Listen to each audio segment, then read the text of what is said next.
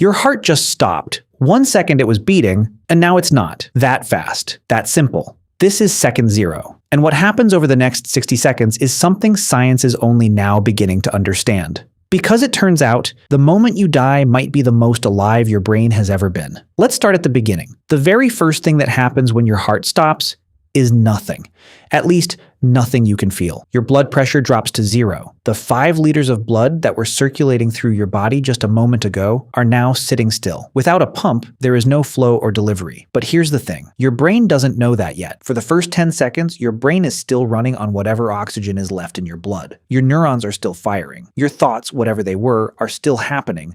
You are still, technically, you. But that window is closing fast. Around 10 seconds in, something changes. Your brain, the most oxygen-hungry organ in your entire body, consuming roughly 20% of your total oxygen supply at any given moment, starts to notice that the deliveries have stopped. The cerebral cortex, the part of your brain responsible for conscious thought, begins to shut down. This is the moment most people lose consciousness. Your eyes stop processing images. Your ears stop registering sound. From the outside, you look gone, but from the inside, something very different might be happening. In 2023, a neuroscientist named Jimo Borjigan at the University of Michigan published a study that changed the way we think about dying. Her team monitored the brain activity of 4 comatose patients as they were taken off life support. What they expected to see was a quiet fade to black, brain activity slowly winding down like a machine losing power.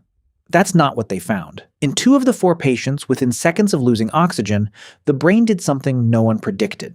It surged. A massive spike of gamma wave activity exploded across the brain. Gamma waves, the same type of brain waves associated with consciousness, heightened awareness, memory retrieval, and even dreaming. And it wasn't random noise. The activity was organized, structured, concentrated in a region called the temporoparieto-occipital junction, a part of the brain that previous research has linked to out-of-body experiences and visual processing. Borjigan's response to her own findings was blunt. She said the surge was, quote, crazy high. Now let's pause here, because this is where the science meets something much harder to explain. For decades, people who have been brought back from clinical death have reported experiences that sound eerily similar to what this brain surge might produce. Bright lights, a sense of floating above their own body, a feeling of peace so deep it defies description. And then there's the life review. You've probably heard the phrase, life flashes before your eyes. Most people assume that means the highlights. Your wedding,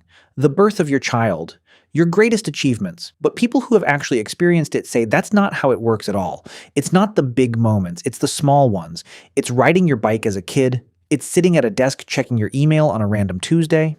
It's a white cat on a staircase you don't even remember.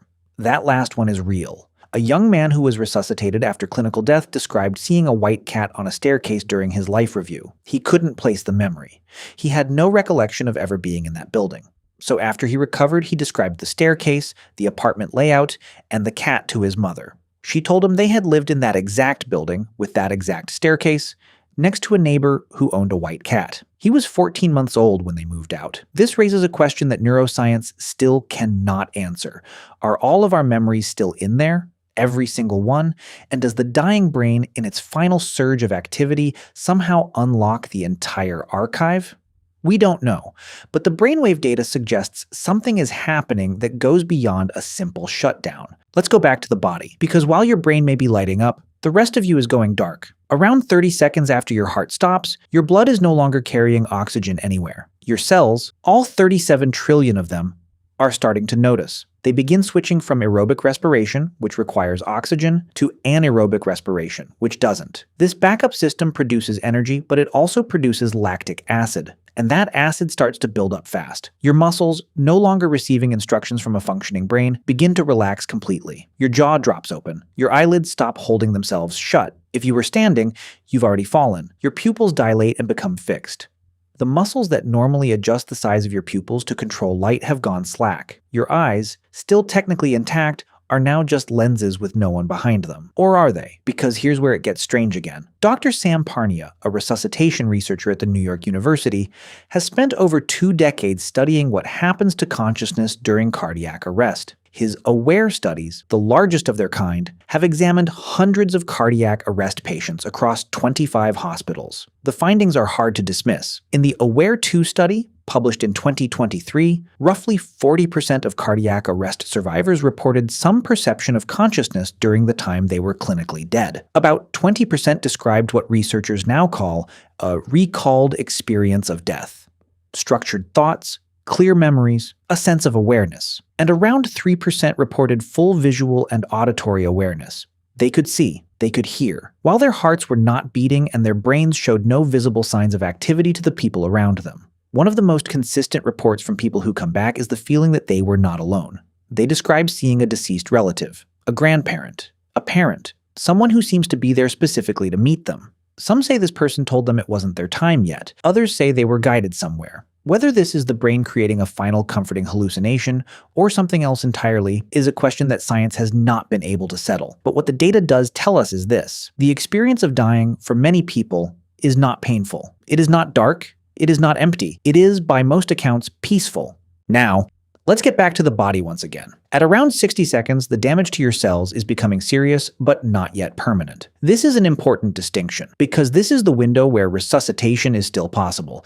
If someone starts CPR right now, if a defibrillator delivers a shock, there is still a chance to reverse what has happened. Brain cells can survive without oxygen for roughly 4 to 6 minutes before permanent damage sets in.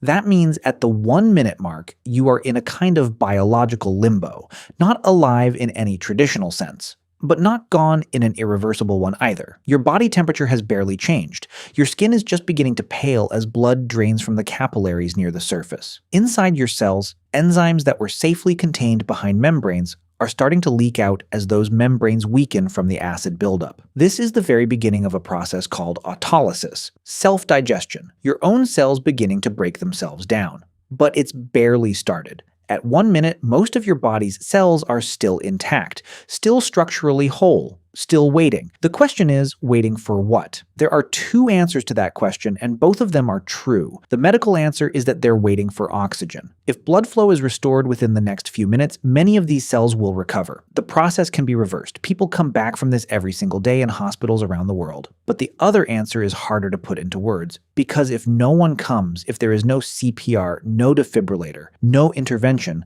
then this minute was your last minute of existence on this side of life. And based on everything we now know, based on the brainwave data, the survivor accounts, the decades of research, it appears that your brain did not use that minute to shut down quietly. It used it to turn on. Every second you have is a second someone else already lost. The people who come back from the other side don't come back wanting more money or more status. They come back wanting more time with the people they love. More presence in the moments that don't seem to matter. Because it turns out, those are the moments that flash before your eyes in the end. It's not the achievements or the milestones, it's the ordinary Tuesday afternoons you didn't think anyone was recording. Your brain was recording all of it. And in your final minute, it might just play it all back.